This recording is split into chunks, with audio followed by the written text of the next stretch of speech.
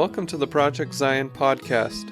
This podcast explores the unique spiritual and theological gifts Community of Christ offers for today's world.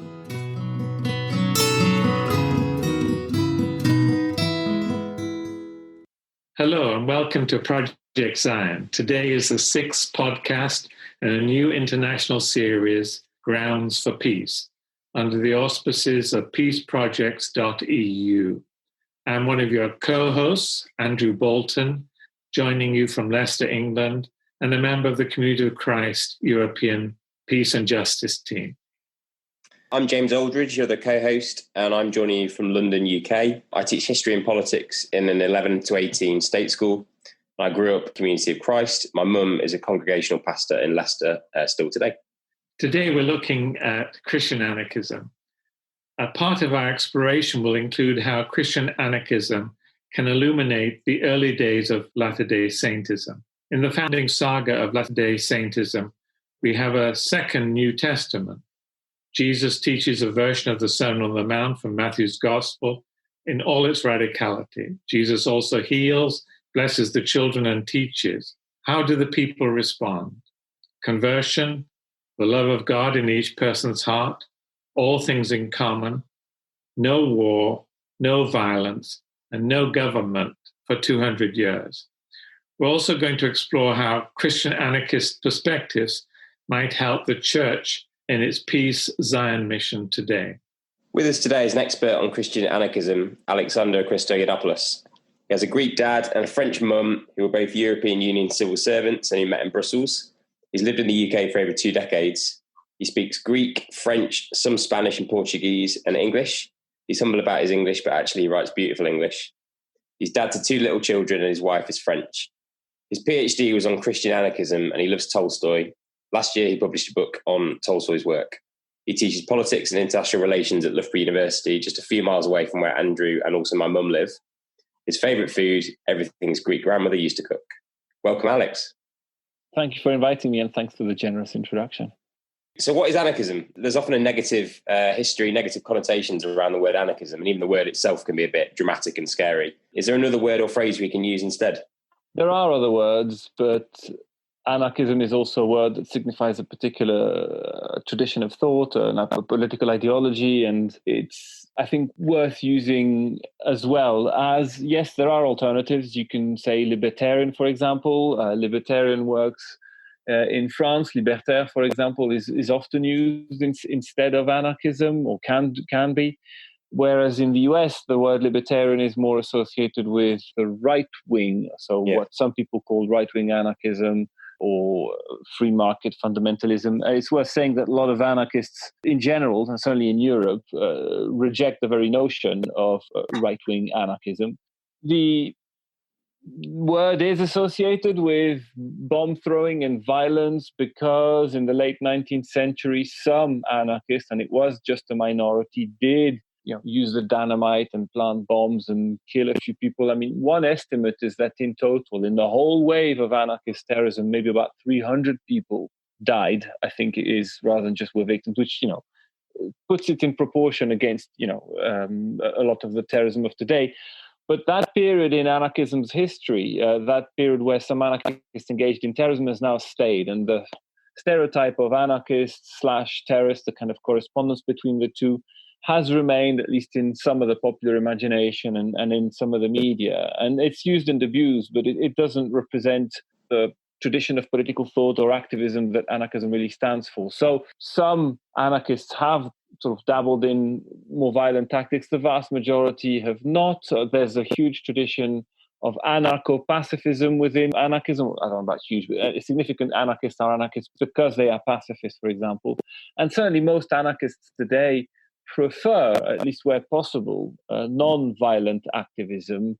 And certainly if you refuse to, for example, label violence or the same type of violence, kind of violence against property. So if violence against property, so smashing a window, isn't necessarily violence, then there aren't many anarchists who are violent at all. I that's a complicated or controversial kind of implicit statement to make in passing. But so there are other words, but the thing is that word does signify a particular, tradition, a particular setup, a position, a multifaceted one with a rich history, and therefore that's why I don't want to shy away from using it. I'd rather try and restore it, reclaim it, and reinvest it with actually its true meaning and its potential meaning, rather than shy away from it. Though I accept that it's a tricky one, and sometimes it has negative connotations. It's interesting that you mentioned the non-violence thing, which I guess links to the next question I was going to ask, which is, what is Christian anarchism? Is it the non-violence that defines Christian anarchism? Are there other kind of key components of it? I think it is for many of the Christian anarchists I read for the PhD anyway. So what defines Christian anarchism is that it's an anarchism rooted in Christianity, really broadly speaking. So what the anarchism is might mean slightly different things from one person to the other, and the Christianity that we're talking about might mean different things. A lot of Christian anarchists are kind of quite heavily rooted in exegesis, so it's in the text and in the interpretation of the text, the New Testament, Sermon on the Mount in particular. Others elaborate their anarchism from a kind of broader theological position. But their anarchism might be focused on a critique of the state, or a critique of idolatry, or a critique of economic injustice. There's an element of anti-clericalism in a lot of Christian anarchism. We might come back to that later. But I suppose the one thing that demarcates it from other forms of anarchism is that its source is in some way revelation, whether they call that revelation or not. That said, there's immediately an exception, and the big one, and it's Tolstoy, who, though he takes his cue from Jesus' teaching, he only takes it because he thinks Jesus' teaching is rational. And so he doesn't take it because of its revealed nature, as it were. So you have that as well. But yes, Tolstoy and many other Christian anarchists are anarchists in huge part because they are pacifists and they reject the violence of the state. They reject its legitimacy. So in terms of Christian anarchism, would you say Jesus is a Christian anarchist? Because there are a lot of sort of rejection of, I guess, like the societal structures of the time that kind of, there are parallels there, I guess, aren't there? Yes. So when I did the PhD, it was fair to say I didn't want to actually get into that particular thorny question because in a sense it's anachronistic, because the label anarchism is only really coined a century and a half ago. It didn't exist at the time of Jesus, but I did, I don't know if I made the argument in the PhD, I just brought together the arguments that had been published that basically made the claim that Jesus' teaching should amount to a form of anarchism today at the very least. But that said, since then, Justin Meggitt has published a very interesting and rigorous chapter in a collection I've co-edited with Matthew Adams, and I think it's called "Was the Historical Jesus an Anarchist?" And he makes a pretty rigorous case that he is, or was, or should be called one, although he goes through all the caveats along the way. So that's the place to look. It's open access, by the way, so it's freely available on the internet. So yes, there is a convincing, I think, argument out there that Jesus could be called an anarchist, quite apart from his teachings implying a form of anarchism today. I guess you mentioned the sort of modern nature of the term anarchism. So what modern communities, Christian anarchist communities, are there or have there been, and how kind of successful have they been? You're not talking about a huge movement with massive presence, but you do have.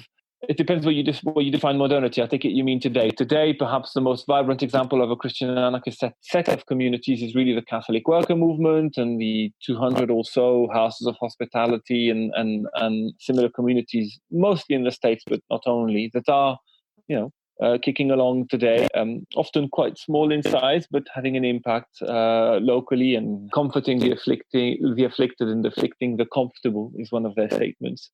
You have had Tolstoyans, although there's fewer now than there were in Tolstoy's years.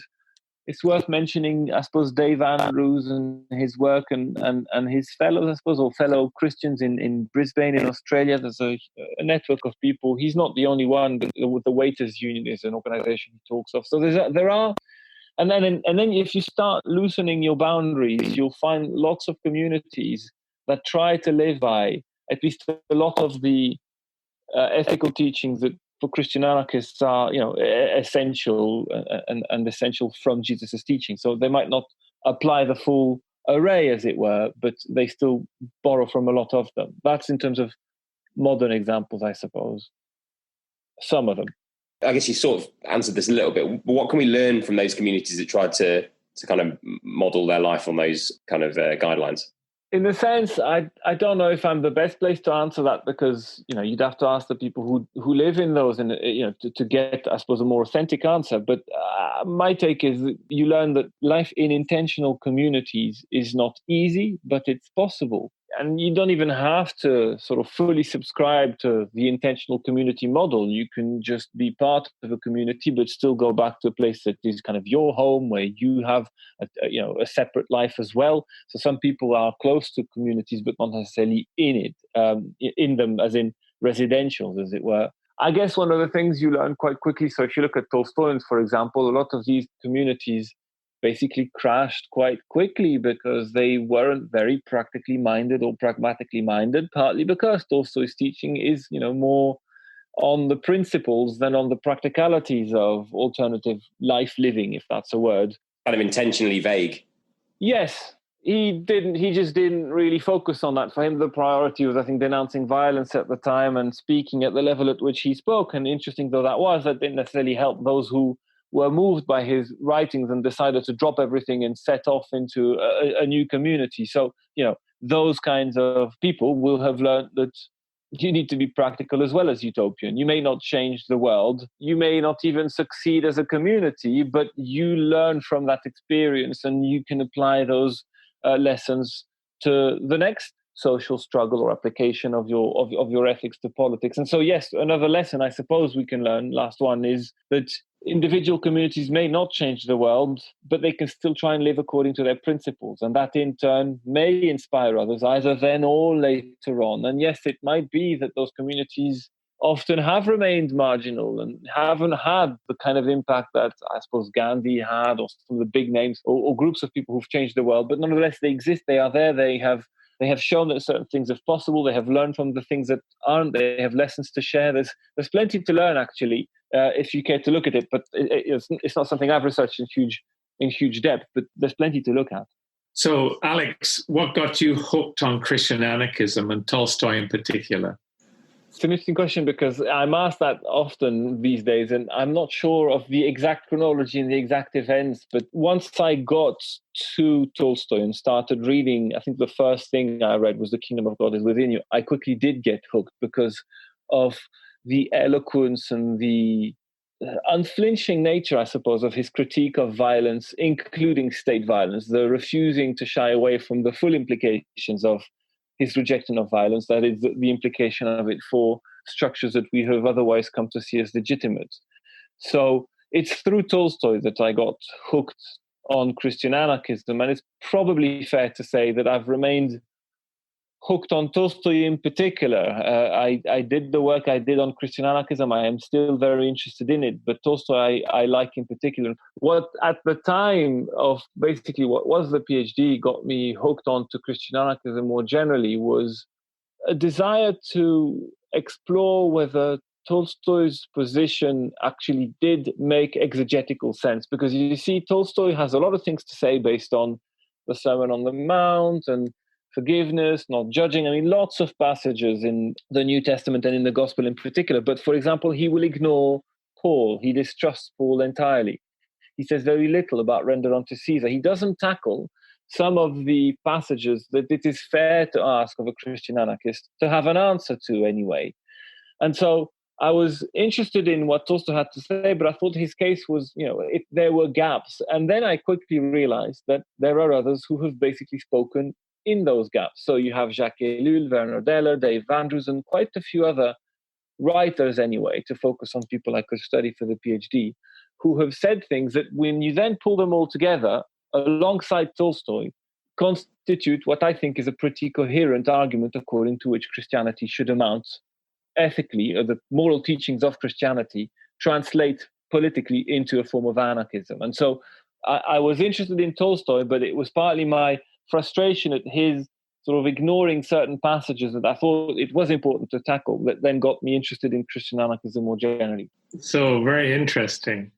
So your PhD supervisor was on an interesting journey with you, I bet. Yeah, they have said that.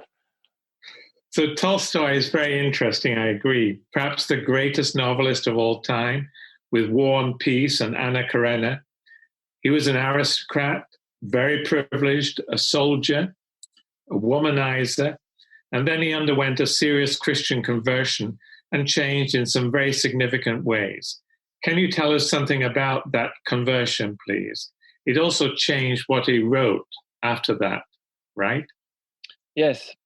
So Tolstoy is generally aware of his sense of privilege, slightly feeling guilty, but also quite happy to enjoy those. He does go to the army. He starts writing when he's in Crimea. It has a pretty immediate and significant effect. He goes on to marry. He writes War and Peace in 7-ish years of fairly happy family life. That is, to be clear, life where his wife did a lot of the family work and he just wrote War and Peace and enjoyed life in his aristocratic estate, Yasnia Polyana, near Tula.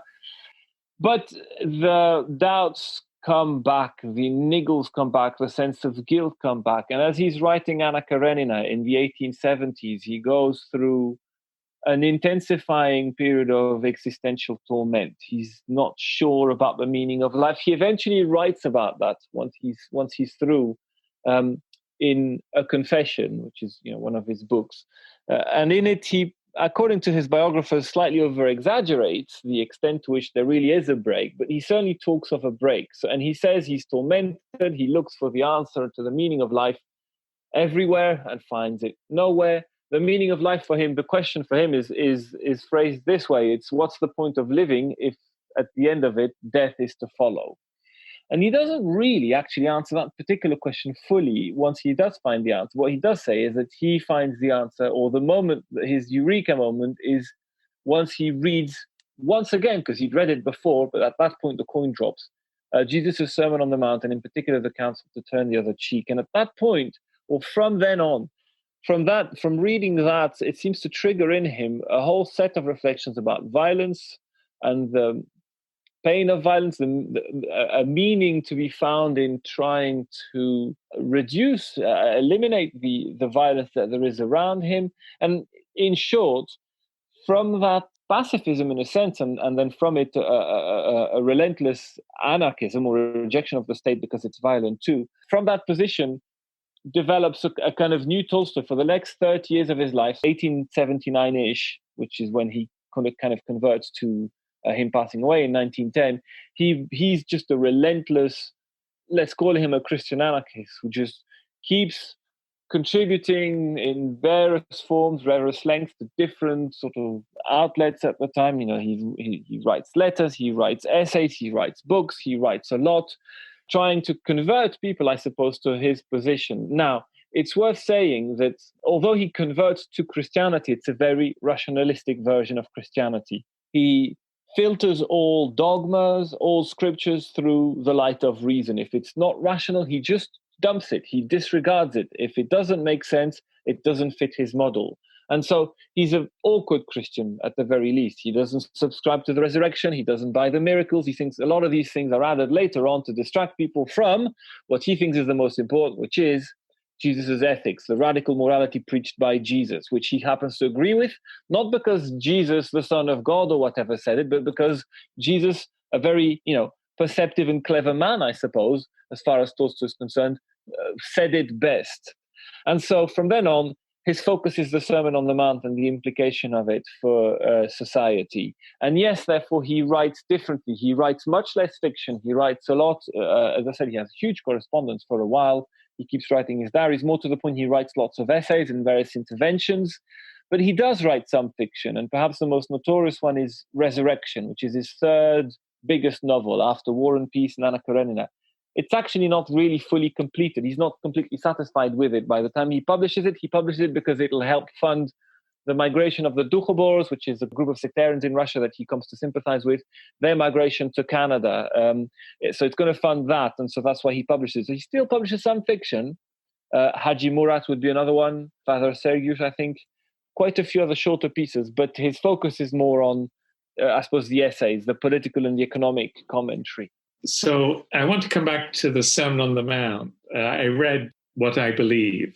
He takes chapter 5 of the Sermon on the Mount. That's the bit he really focuses on. He finds or discovers 5 commandments of Jesus there. No name calling, no anger, faithfulness in marriage, no oath taking, no retaliation, and love of enemies. And what I find so interesting is that Tolstoy, the master of language and all its subtleties, said the words of Jesus here should be read and understood in their plain and literal sense. I'm also impressed at his ability to do exegesis, to do work through the Greek texts and biblical commentaries to find the rigorous meaning of Jesus' words. So you've said something already about Tolstoy and the Sermon on the Mount, but this is the central piece, and he takes it in a literal, plain words of Jesus sense, even though he's a novelist with great skills in the use of language. So that's a testimony in some ways, I think, of the Sermon on the Mount through Tolstoy. Yes. I think the thing about Tolstoy, once he's onto something, he's like an expression I've come to like a dog with a bone. He won't let go. He will just push it as far as, for as long as he has to, whatever people think. So it is through rigorous research that he does come to that view. You could argue, some people have argued, they may have a point, at least up to a point, that he's a little bit selective at times, he's a little bit tactical in ignoring certain things, but nevertheless, he learned ancient Greek for the purpose. He tried to go back to text, understand it as fully as possible, admittedly to probably fit an understanding that he had decided that he wanted to be the only one without any nuancing. Nevertheless, he does research it quite rigorously. And so in the process, it allows him to dispute orthodox exegesis, dogmatic theology. I mean, what I believe is I think I'm right in remembering, is one of 4 parts. It's supposed to be read, I think it's the 3rd part after the Critique of Dogmatic Theology. There's another bit, and then there's the Gospel. There's that he actually translates and harmonizes the Gospel. He thinks, what's this nonsense of having 4 different versions that don't fully concur? Let's just have one version that's coherent and harmonized. He actually does that. He translates and harmonizes the Gospel. So he's certainly unflinching, and he won't let go. And yes, he is quite rigorous. And I think even if one might argue with some legitimacy that he's ignoring certain things that shouldn't necessarily be that quickly dismissed when it comes to, say, theology, certain dogma, etc. Nevertheless, in his relentless analysis of what is nevertheless there, which people tend to sort of look away from because it's very demanding, he's very rigorous. And it's not just not name-calling, by the way, it's no anger as far as Tolstoy is concerned. To reduce it to name-calling is one of the things he takes issue with traditional interpretation on. It's not judging one another, forgiving 77 times, to be the salt and the light. He interprets as well Jesus' third temptation in the desert. Satan apparently has all the kingdoms of the world to offer to Jesus. Jesus doesn't dispute that, but he says, go away, Satan, because my kingdom is not, I think, of this kind or of this world. I can't remember the exact passage now. The temple cleansing, Jesus' arrest, trial, and crucifixion, all these passages, Tolstoy, along with Christian anarchists as well, it should be said, for some of them better than Tolstoy, is quite relentless on. And the point about all that, I suppose, for Tolstoy is that through the state, and not just the state, but through the economic, social, cultural relations that we all contract with one another in the current political economic order, the state mainly in his era and in Russia, we don't do that to one another. Through the state, we do not do all of this that Jesus asked us to do. And therefore, we should ditch the state. The state is something that makes us do the contrary to what Jesus asks of us. That's why Tolstoy settles on anarchism, because as far as he's concerned, the commandments are simply incompatible. or what the state requires from us, what we do to one another through it, is exactly the contrary to what Jesus asked us to do on at least a number of different things.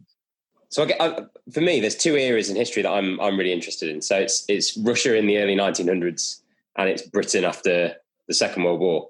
And I think if you kind of think about Tolstoy growing up in Tsarist Russia, it's kind of no surprise that he is opposed to the state, because it's about as bad a state as you can kind of get. And it's kind of also no surprise that he's not the only one. You get, later on the Bolsheviks, you got, the social revolutionaries backing in, all those sorts of other anti-state people at kind of at the same time. So it's kind of understandable, given the corruption, the inefficiency of the state in Russia, that he'd be opposed to it. If you transported him to Britain in 1945 and asked him his views on Attlee and the Labour government, which I would argue is kind of like big government done well, would he have the same criticisms of the state as a construct then as he would have done in Tsarist Russia, do you think? I think he would. It's, of course, purely speculative, and that's an important caveat. I don't know. He didn't live there. We're only speculating. But it's, I think, pretty clear from what he says about not just Russia, but Britain at the time and numerous other, I suppose, ways of building the state, that it's not just the Tsarist state that he's critical of. The British state is still built on violence. It still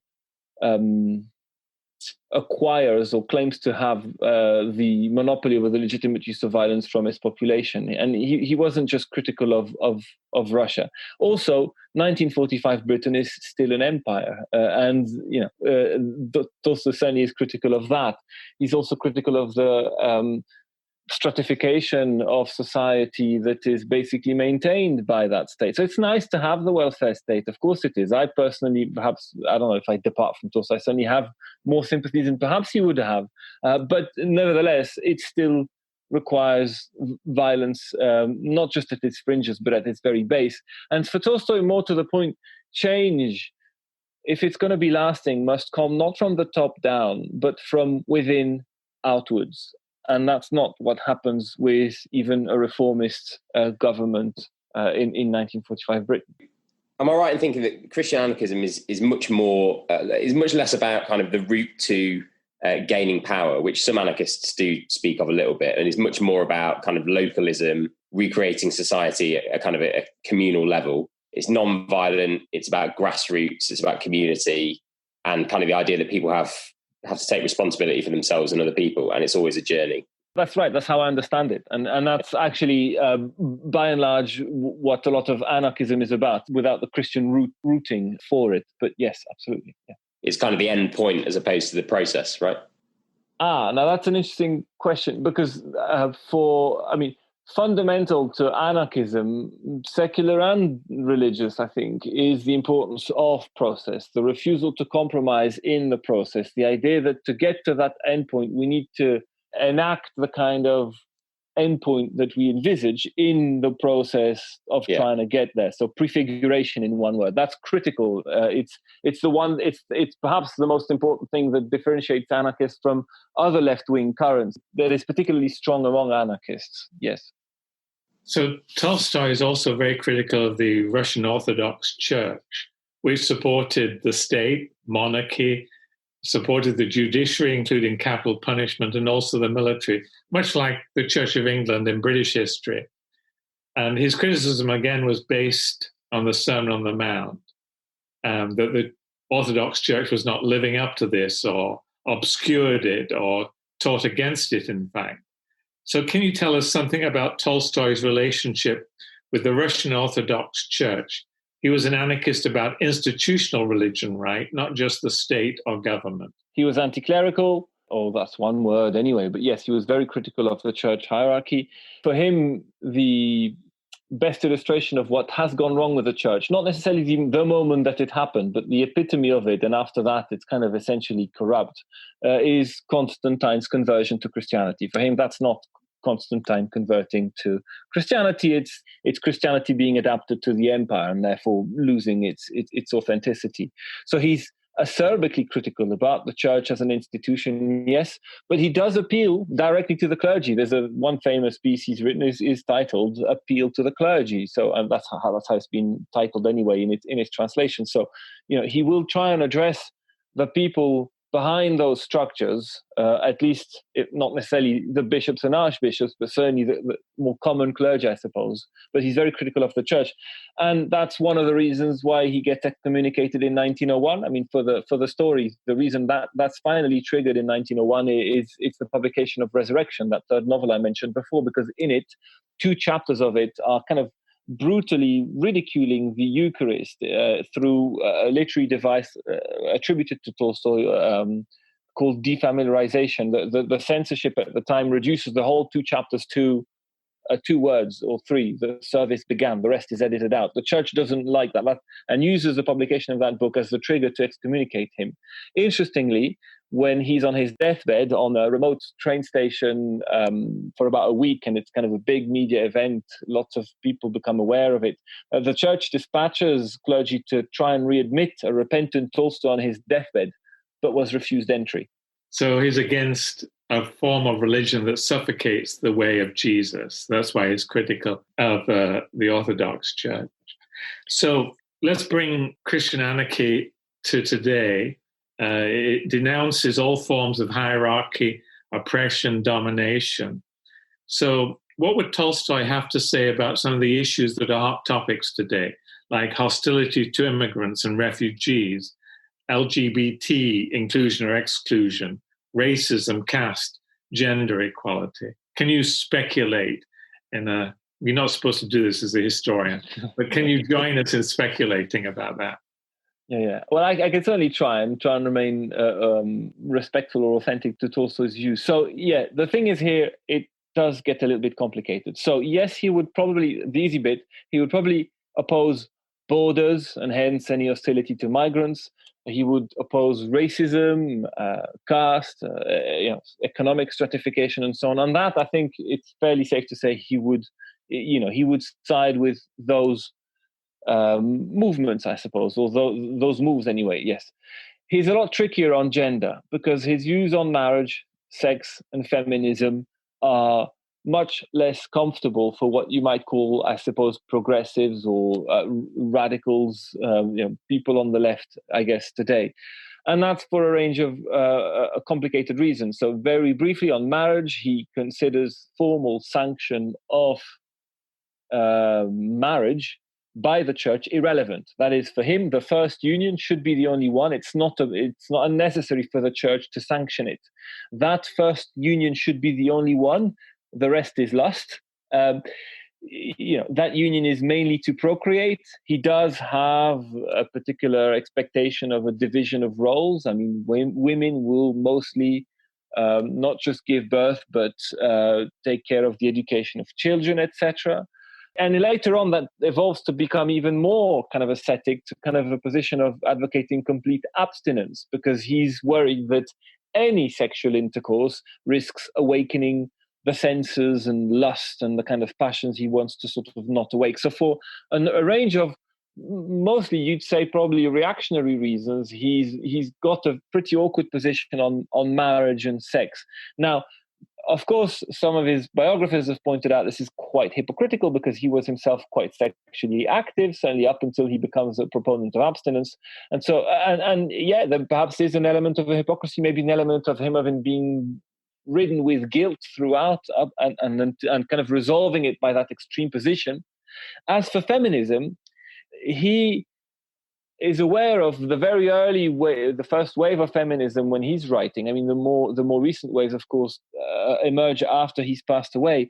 But for him, the feminists of the time are misled because their priority isn't the important priority today. So he agrees, as it were, that all human beings are of equal worth and should be treated accordingly. But feminism for him focuses on the wrong priority, which should be about violence and basically all that he tends to bang on about, rather than what first wave feminism was about. So on those issues, I don't think he'd be, on the side of typical progressives or on the left today. On the rest that you mentioned, yes.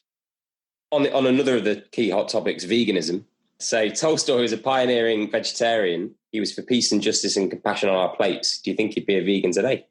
Possibly. Again, it's pure speculation, but I'm not sure, because his primary reasons for being vegetarian were two. One, it was kind of his asceticism, or his worry that eating meat, again, awakens the senses, and that's a slippery slope that leads to violence. So he's worried about that. And as long as you don't eat the meat, then you don't do that, I suppose. So you don't need to be a vegan. Vegetarianism suffices on that one.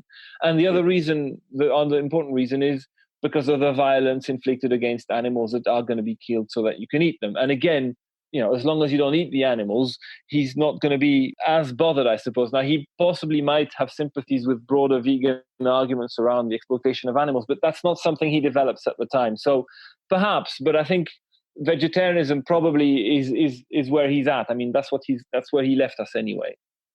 You said the Catholic workers are an example of Christian anarchism. In your book on Christian anarchism, you mentioned also the Anabaptists, the Hutterites, and so on. I want to look at early Latter-day Saintism as another kind of example. It begins in the 1830s with the Book of Mormon, and in this Book of Mormon, there's a central apex story of a golden age. It's found in what I would call the New Testament of the Book of Mormon. And here, Jesus teaches the Sermon on the Mount, a very Christian anarchist thing to do. He heals, he movingly blesses the children, and people respond by conversion and living out a form of Christian anarchism that's not short. It lasts 200 years. And might it be profitable, even worthwhile, for Latter-day Saints to re-explore their early Christian anarchism today, particularly given that the LDS Church is very hierarchical and sometimes an unjust institution, but with some wonderful people in it. And Community of Christ, another branch of the Latter-day Saint movement, does not take seriously this early Latter-day Saint anarchist phase, but its current peace journey might encourage us to take a second look at our beginnings. So do you have any wisdom or advice on Latter-day Saints possibly reclaiming their earlier Christian anarchist past? So that's a good question, but I'm afraid with the fear of possibly disappointing, it's in a sense not really for me to say, and that's for two reasons. One is, I'm not in the tradition and I don't know that much about it. I suppose the thing that a lot of Christian anarchists do, which maybe would be for Latter-day Saints to consider, would be to ask yourself whether your religious practice genuinely honors the authentic calling. Or have you compromised? Do you look away from the more difficult bits? Do you try and explain away the bits that you don't really want to live up to because it involves too many sacrifices? The critique that's implicit in that applies here, but that would be, I suppose, the question to ask. Look back at the origins, the original intentions. How closely are you really honoring them, I suppose? That would be the Christian anarchist kind of line of inquisition, I suppose. Inquisition's an unfortunate word, line of inquiry. I think lots of us have wondered, given the kind of times that we live in, whether some sort of overhaul of society might be about time. So I just wonder what you thought about how Christian anarchism might work in practice in 2020. So whether on a localized scale, on a wider scale, what elements could be woven into society, even if we don't go whole hog, so to speak. It isn't just to be imagined. There are examples that are ongoing. It's local but interconnected with transnational issues where relevant, the ecological catastrophe for one, caring for migrants, etc., who are brushed aside by the system is another. So it would be local, interconnected, caring. It would visibly reject violence and idolatry. It would be critical of capitalism. It would prioritize caring for the afflicted. It would be a thorn on the church's side, certainly more institutionalized churches. And it would be allied with non-violent dissidents on the causes of common concern. And in all of this, it's fair to say, it would be quite similar to the vast majority of anarchists, just not necessarily coming from the same very first step, as it were, the origin, the root, but nevertheless finding common purpose, common action, common activity, common life, common community along the way. So if you were to recommend one book written by Tolstoy as a beginning, what book would you recommend? I have a whole paragraph, and not the shortest one, in my book at the end, listing the different books you might want to dip into depending on what you're most interested in. So it does get tricky, but okay, the most famous one is The Kingdom of God is Within You, of course, and it is a good read. It goes on a bit, but it's still interesting throughout. What I believe, which you mentioned before, I long thought was better, simply as an exegesis. So if you're into exegesis, what I believe is probably more rigorous than The Kingdom of God is Within You. But you've also got, because Tolstoy's written so many shorter pieces, three things I'm supposed to mention. One is, so two are edited collections. One certainly is still edited today, I think. So it's Government is Violence by David Stevens. It's a collection of essays by Tolstoy on a range of issues. There's also a book called Tolstoy's Writings on Civil Disobedience and Peace, which is also another collection of interest. And then on nonresistance.org, there are lots of pieces by Tolstoy published, freely available for people to dip into should they wish to. Could I ask you to recommend a good biography on Tolstoy?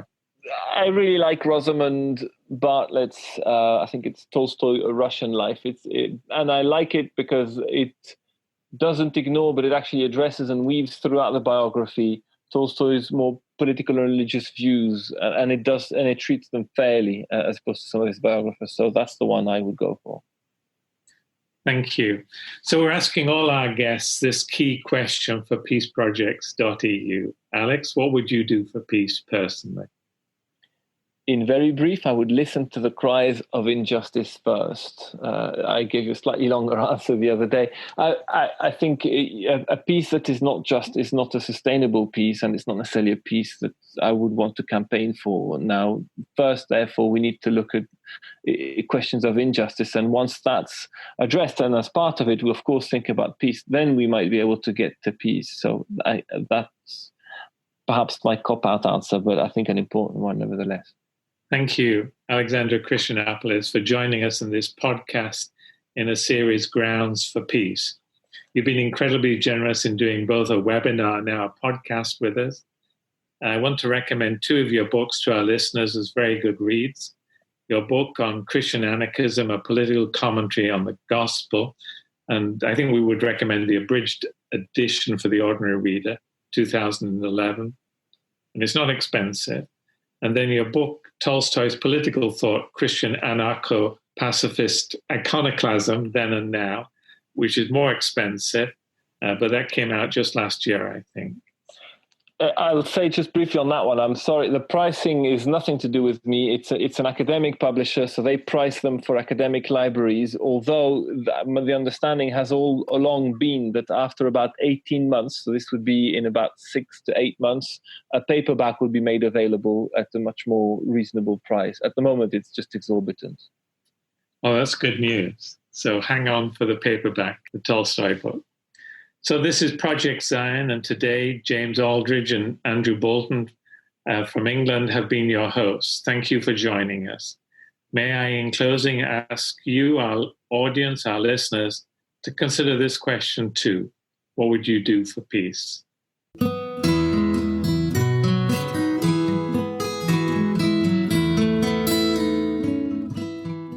Thanks for listening to Project Zion Podcast. Subscribe to our podcast on Apple Podcast, Stitcher, or whatever podcast streaming service you use, and while you are there, give us a 5-star rating. Project Zion Podcast is sponsored by Latter-day Seeker Ministries of Community of Christ. The views and opinions expressed in this episode are of those speaking and do not necessarily reflect the official policy or position of Latter-day Seeker Ministries or Community of Christ. The music has been graciously provided by Dave Hines.